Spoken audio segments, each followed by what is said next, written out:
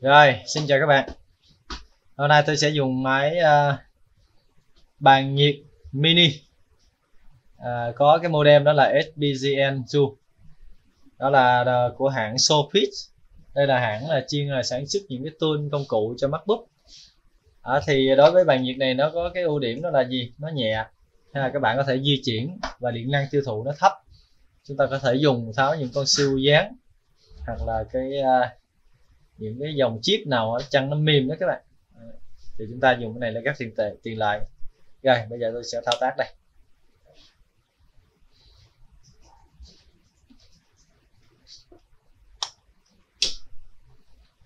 Chúng ta bật công tắc lên, các bạn thấy ở đây nó sẽ hiện lên banking siêu ha. Bây giờ các bạn muốn tháo siêu thì chúng ta bấm vào cái siêu GPU, cho nó chạy nha. Chúng ta để cho nó chạy hết thời gian, nó là 30 phút đó. Khi nào mà nó chạy đúng 30 phút nó sẽ báo cho chúng ta cái gọi là cái còi kêu âm thanh đó. Lúc đó chúng ta sẽ dùng khò. Thì các bạn dùng máy khò tùy theo chúng ta chỉnh nhiệt và gió. Thì trên cái Sofit này nó hướng dẫn chúng ta để là nhiệt là 400, gió thì 60, đối với những cái vít 861D lúc liêu các bạn. Còn những bạn nào mà sử dụng những cái vít khác thì chúng ta cứ dựa vào cái chuẩn đó. Nhưng mà các bạn nên là sử dụng mấy cái dòng máy khò phải chuẩn nhiệt nha. Chúng ta đừng nên dùng những máy khò yếu mà chúng ta cho gió và nhiệt độ nó lên như vậy là nó sẽ gây ra là gì, là nó sẽ gây ra là chết chip chúng ta đó. Cho nên các bạn đã làm siêu dán thì các bạn cần phải có máy khò tốt. Thường thì máy khò tốt là 1000W trở lên, 1000W, 1200 các bạn nhớ. Và phải có được cái gọi là cái số cái LCD đó, nó hiện cái nhiệt độ và gió cho chúng ta biết. Còn nếu mà không có LCD thì chúng ta hơi khó canh. Chúng ta cứ để là nó chạy tới 28 phút đến về 0 phút, tức như là 30 phút nó sẽ báo là 100%. Lúc đó nó sẽ có âm thanh báo cho các bạn liền. Rồi chúng ta đợi chút xíu nha. Rồi các bạn thấy ha, bây giờ là chúng ta nghe cái âm thanh rồi đó.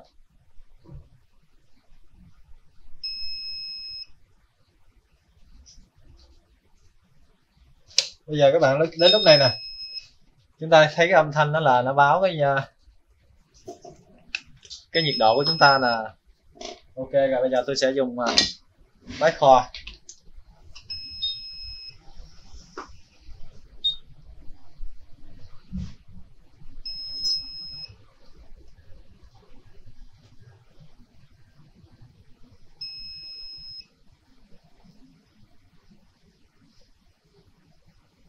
Đến đây là các bạn cứ lấy bình thường nha, khò lấy bình thường.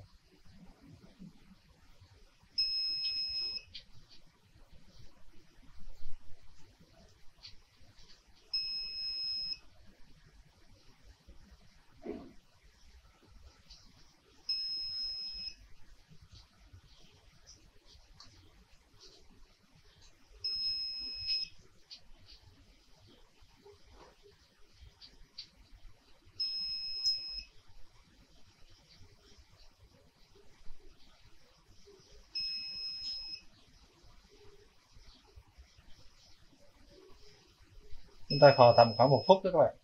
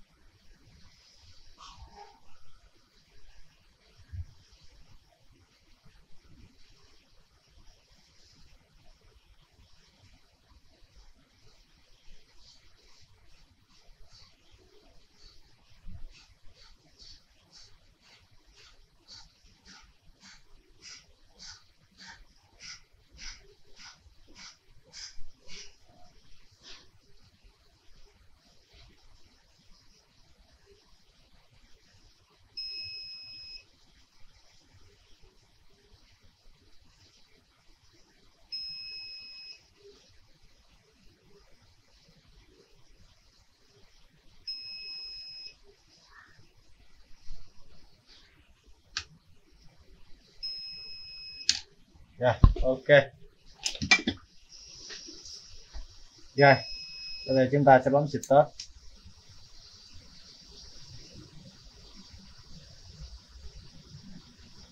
Đến bước này nè, các bạn phải cho về cái bước đó là banking, banking banking action.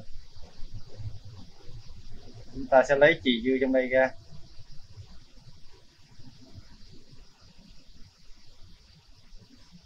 Sau đó là các bạn sẽ dùng siêu khác chúng ta gắn vô thôi ha. Đây, khi lấy ra các bạn thấy siêu này nó không bị cong đó.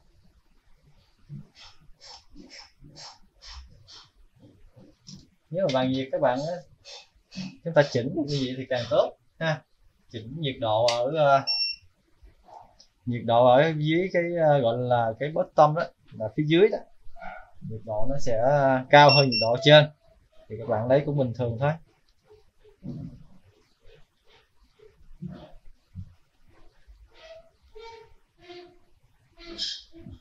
Cái bước quan trọng là chúng ta làm cái chân PCI á, trên con chip của chúng ta đó, là cái bước mà các bạn khò đó, là xem thử là cái chip của chúng ta có sống hay là chết đó. Quan trọng là cái bước đó thôi.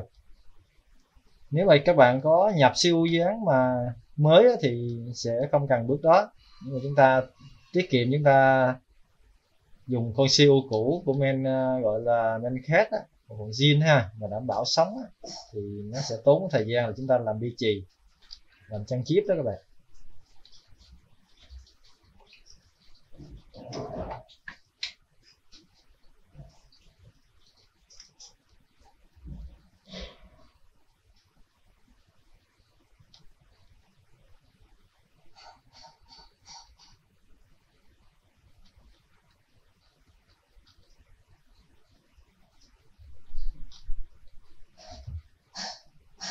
Rồi, đến đây chúng ta sẽ dùng dây rút chì, chúng ta sẽ rút ra,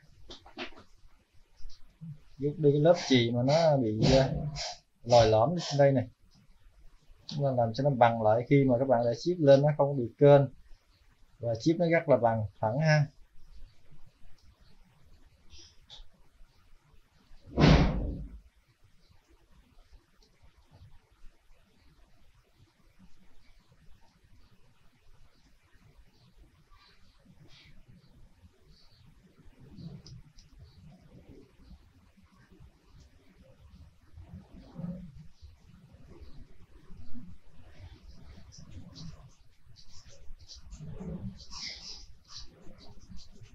Ok, đến đây chúng ta stop đi.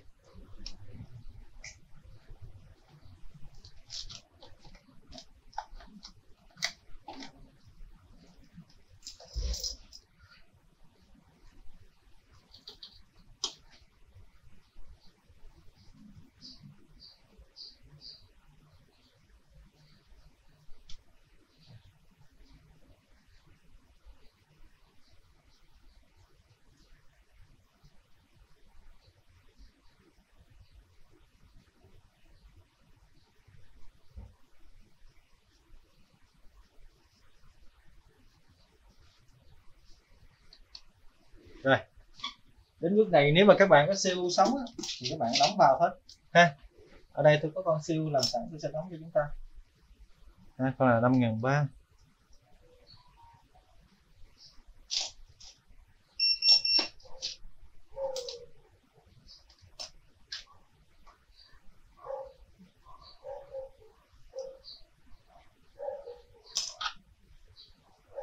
Đây, chúng ta sẽ nâng cấp lên con này. Rồi đến bước này các bạn bấm lên GPU CPU Fixed, chúng ta start nó. Sau đó chúng ta cho mở tốt lên. Các bạn nhớ là cho mở tốt nha.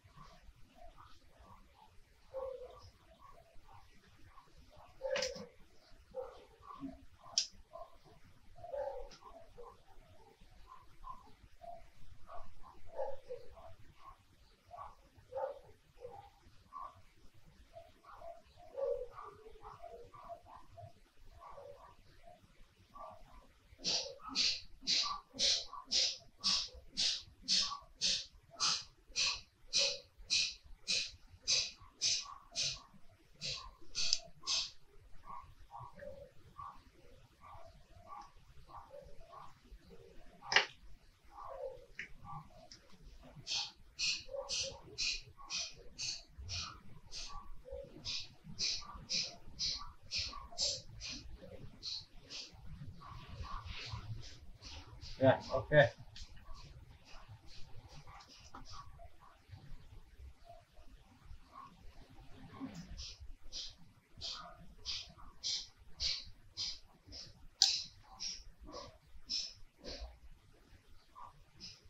Chúng ta canh cho con chip nó nghe cái khung trên mainboard.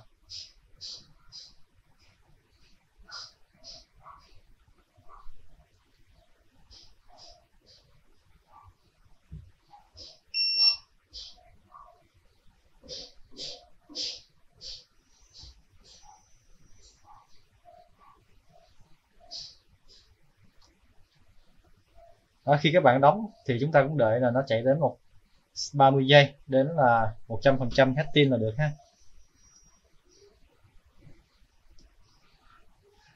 Rồi.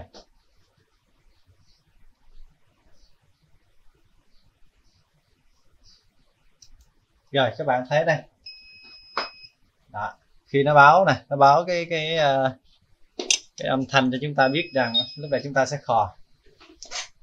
Khi khò vào thì cần 30 giây là đã chảy được chì rồi các bạn.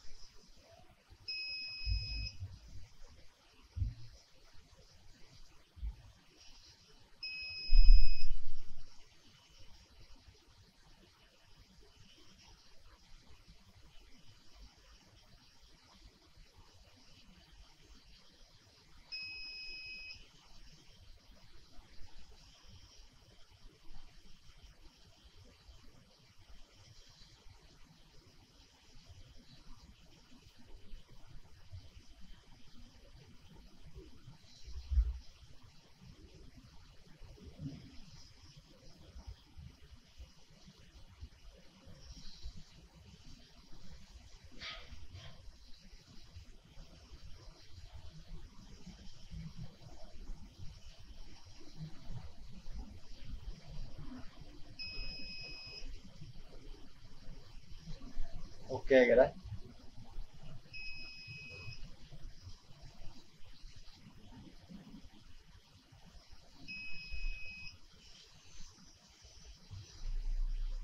Khi mà chúng ta lắc được con chip ấy, tất nhiên là các bạn lắc như thế này này, mà chip nó nhích nhích này, các bạn thấy chưa? Đó, như vậy là nó đã trang trị chúng ta đã dính vào men rồi đó.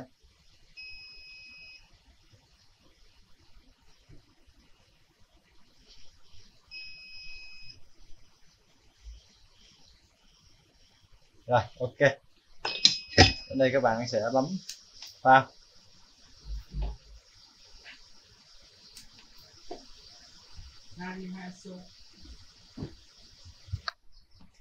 Rồi, ok. Như vậy là chúng ta đã hoàn thành được cái bước đóng CU đây các bạn. Rất là nhanh chóng ha. Rồi, chúng ta cứ để nguội và test thôi.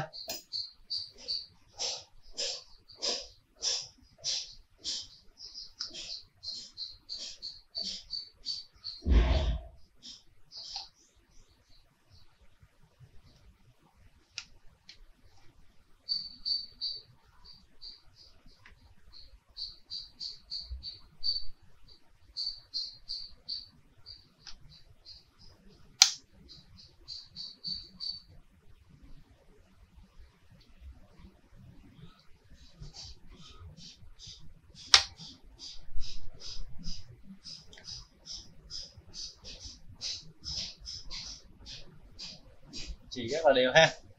Nói chung là máy này cũng khá là hay đấy các bạn. Nếu mà chúng ta có điều kiện thì chúng ta tiết kiệm được chi phí mua máy đóng chip thì chúng ta mua máy này về làm cũng được ha.